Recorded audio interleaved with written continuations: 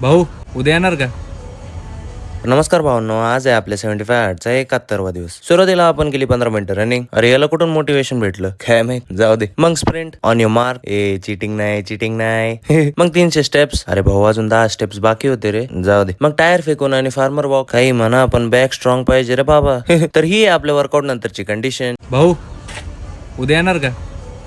बघू उद्या येतोय का भेंडी. मग जेवण करून आपण गेलो बहिणीसाठी औषध आणायला. काय नाही, नुसतं बाहेरचं खाती. प्रॉब्लेम खाण्याशी नाहीये, ही मुलगी मला आधी चिडवती मग खाती. तुम्ही सांगा असं कोणी करतं का? जाऊ दे. अरे यार चपकन बसली भो, जाऊ दे. मग संध्याकाळी घरी येतानाच पाऊस लागला राव. बरे जास्त नाही भिजलो. अरे मी झोपलो कस काय, मला तर अभ्यास करायचा होता राव. जाऊ दे आता, चला जिमला. मग आवरून आज मी चेस्ट मारणार, आज मी चेस्ट मारणार. वॉर्मअप करून आपण मारली बेंच प्रेस. झालं का वॉर्मअप? आता वाढव वेट. ये बात सर, या बरं रिस्क नको. काय नाही राव, हे तर इझी. मग माय पर्सनल फिअर 100 किलो. आज जायलाच पाहिजे भो. चॅप फवाने आश भो आला एकदाचा.